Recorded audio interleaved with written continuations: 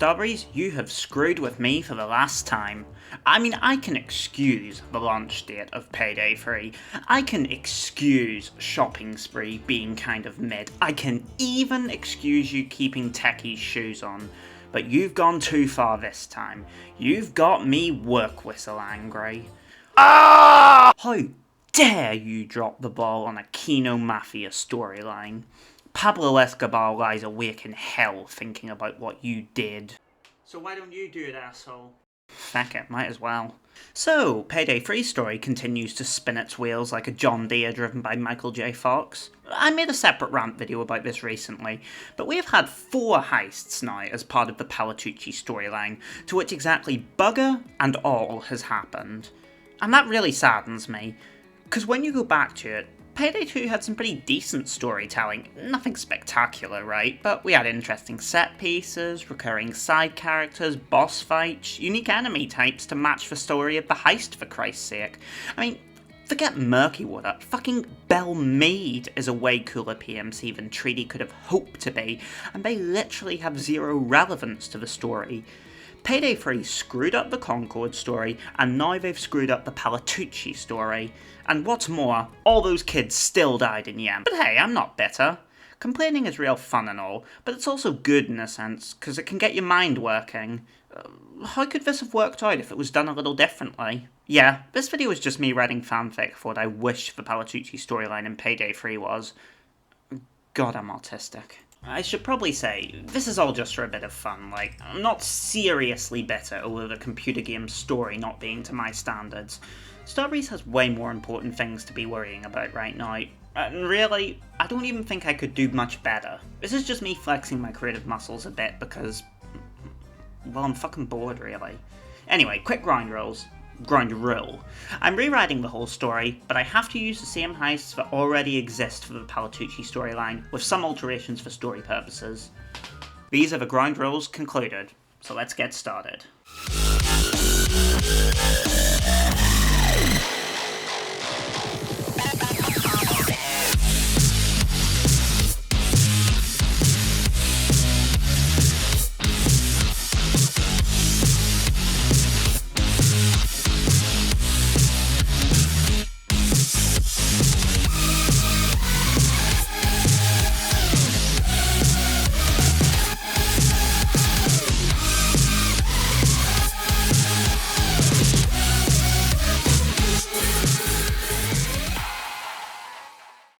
So, our tale begins just after the events of Fear and Greed.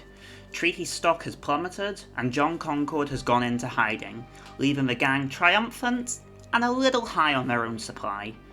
Soon after, however, they're contacted by Beckett of all people, who raises a proposal through one of his contacts in the Palatucci crime family, one of the biggest organised crime factions in the 1990s. Since then, however, with the advent of RICO and the rise of the post-9/11 surveillance state, their influence has waned, and they're under heavy monitoring from the police.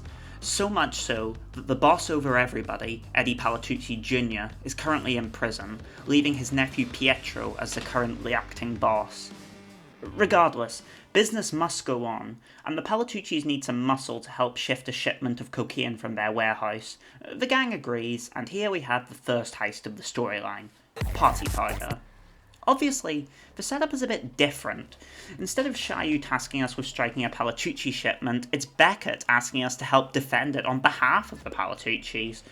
However, when the gang arrives, they find the place swarming with NYPD, who raided the place mere hours ago, prompting the gang to have to steal the coke back for the Palatuccis, as a furious Pietro comes on their comms, promising to reward them if they get his drugs back. From there, it pretty much plays out the same way, taking the coke back from the NYPD, the main difference being that these cops probably weren't corrupt, or if they were, they certainly weren't working for the Palatuccis. Notably, throughout the heist, various emails and voice recordings can be found, similar to the Alice Rainey blackmail and hostile takeover, which seems to suggest that the Palatucci's imprisoned boss, Eddie Jr., is not most pleased with Pietro's cocaine operation, viewing it as a liability and taking a harsh anti-drug stance. Pietro, meanwhile, sees this as foolish and counterproductive to the family's growth and survival. Clearly, there are some tensions at play within the organisation. In the end though, the gang secures the drugs, earning the respect of the Palatucci family, who now see them as worthy allies. Maybe they can then see a bit of a split in the gang, as certain members, especially Dallas given his past, are uncomfortable with working as errand boys for the mob. Even so, they end up going along with it. In the end, the Palatuccis do pay well, and their campaign against Concord did leave their cash reserves low. And thus enters new contractor Pietro Palatucci. And his first job for the gang? Check his notes, his computer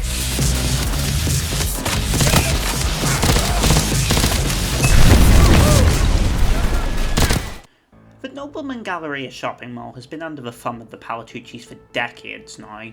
So much so that Violet Spencer, alias Pearl, actually remembers it from her childhood. However, time has not been kind to the shopping centre, and as of late it has become a black hole of money, spiralling further and further and costing more and more for the family. Pietro has proposed an elegant solution.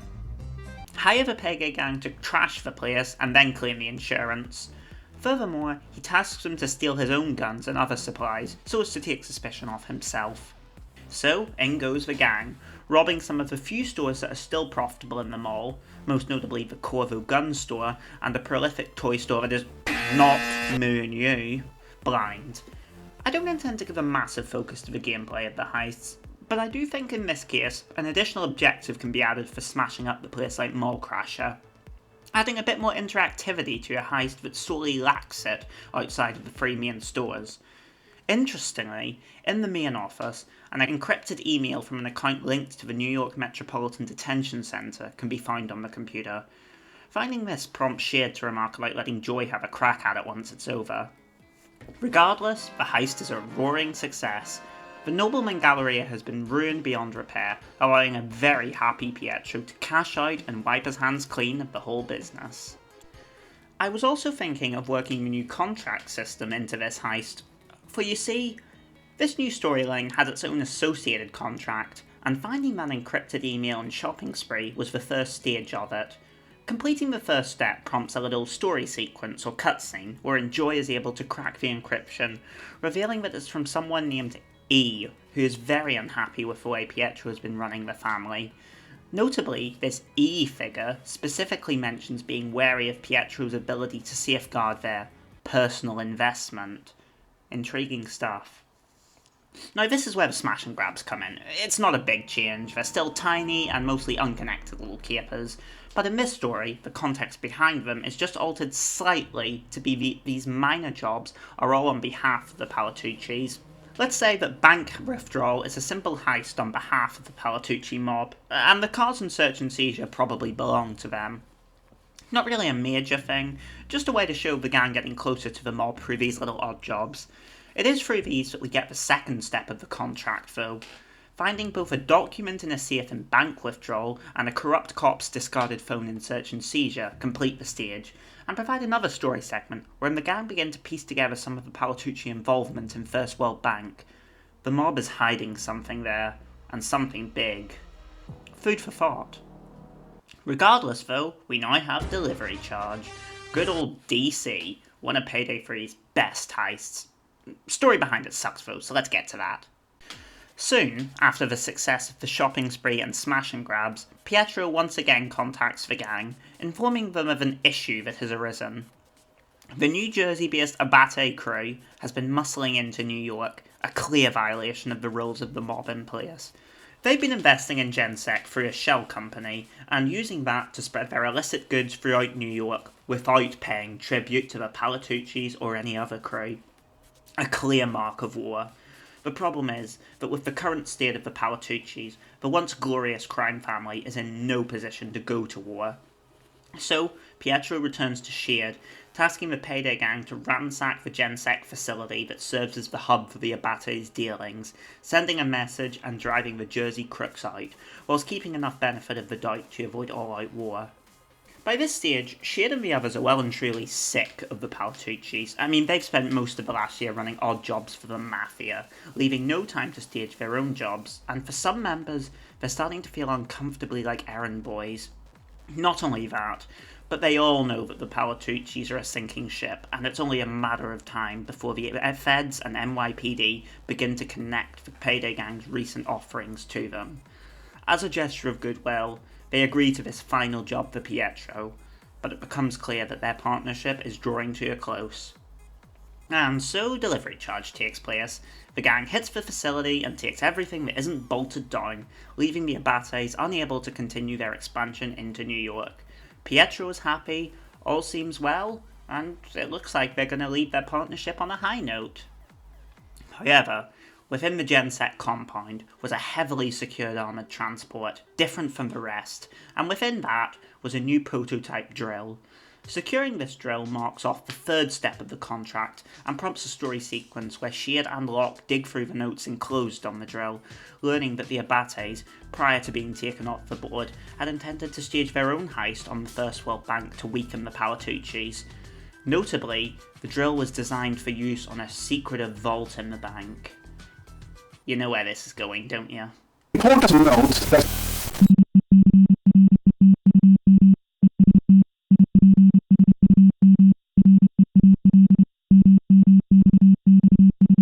First World Bank, baby. The final stop for the reworked Palatucci storyline. Finally, after months of planning, Sheard is ready to introduce her latest plan to the gang. They've had enough of being Pietro's hired muscle, and they're going to announce their resignation in the only way they know how.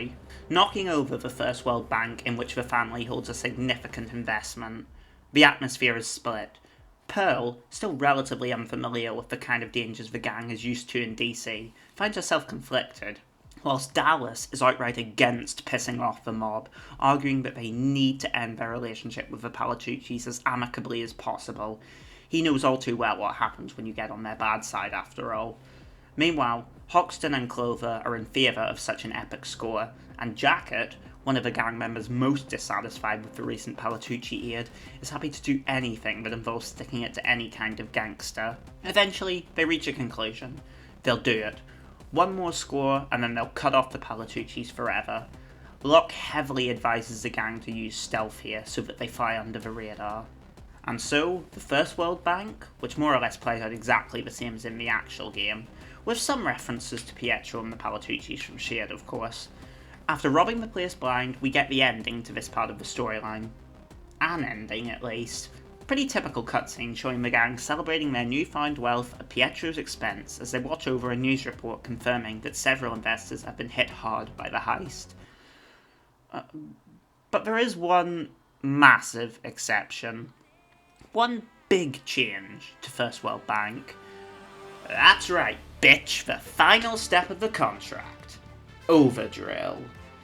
Just as Locke advised, stealth is a necessity to complete Overdrill, a little inversion of it being loud only in 2. Players must also be playing on Overkill and have completed every other step of the contract before. After making it to the vault room with these conditions fulfilled, they'll find access to the secret vault where they must use the specialised drill from the Abates to get through, then solve a few little puzzles of some description. After doing so, the gang makes their way into the vault where, instead of hordes of Mayan gold, they just find a simple hard drive. Sheard almost marvels at how underwhelming it all is, but securing this completes the contract and unlocks the true ending cutscene. As Joe and Locke crack into the hard drive, they discover that it contains blackmail. Blackmail on just about every public official in New York. Cops, business owners, even the governor of the entire state. I am black. I am gay. I am disabled. Thousands of files implicating them in all sorts of dodgy dealings. Sheard realises with some mixture of amazement and horror that this kind of information could bring the city to its knees in the wrong hands. Dallas reckons that it's lucky it's in theirs then. Cut to an undisclosed location. Palatucci goons have just finished brutally torturing the First World Bank insider who helped the Payday gang in stealth when Pietro enters. After some further interrogation, the insider breaks and confesses that it was the Payday gang who robbed the bank. Pietro coldly shoots the man in the head and turns away, his rage growing as he swears to wipe out every last one of those cocksucking clowns. I'm gonna bury these assholes. Boom! Cue the end of Year 2, the Palatucci rewrite. So, That's my rewrite of Payday 3's second year. There are also some small things that I would like to throw in there, like the return of pre- and post-heist cutscenes, which I think are kind of integral to telling this specific story.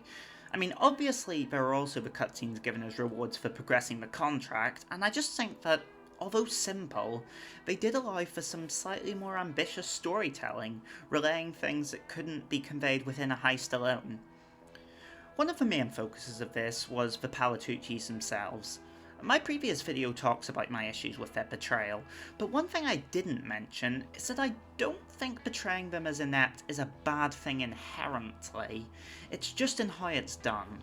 I wanted my version of the Palatucci's to be kind of incompetent, yes, but as a sign of the times. They're an old school mafia family, and the times haven't been kind to them. They suffer from constant police pressure, deteriorating finances, competition from other, younger organisations, and schisms within the leadership.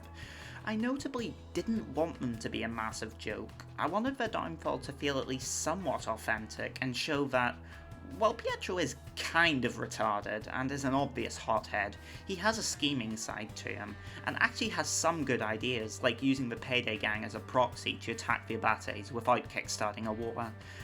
Ultimately, I just kind of wanted them to be a little more engaging than a handful of comedy characters who barely have any real presence. Some other things I wanted to keep in mind when writing this were bringing back contractor chatter in heists, as I like to imagine various characters like Pietro would be on the gang's comms during the various heists here, as well as using the contract system in some more interesting ways. I almost see it functioning like the campaign-wide achievements in Payday 2's revival era, like Texas Treasures and For the Mad Hatter. A while back, Starbreeze did express interest in using contracts as ways to introduce new storytelling, and I think even things like giving cutscenes or audio logs, or even access to secrets like Overdrill as rewards would really spice up the system and make it a bit more than the fancy challenges system that it currently is. I do like it, and it really helps with replayability, but right now it is a lot of do a random mundane task to unlock a cosmetic. And yeah, maybe ending on that cliffhanger is a bit indulgent of me, but if I was Starbreeze, then it would probably be quite appealing to dangle some loose ends to tease a Year 3.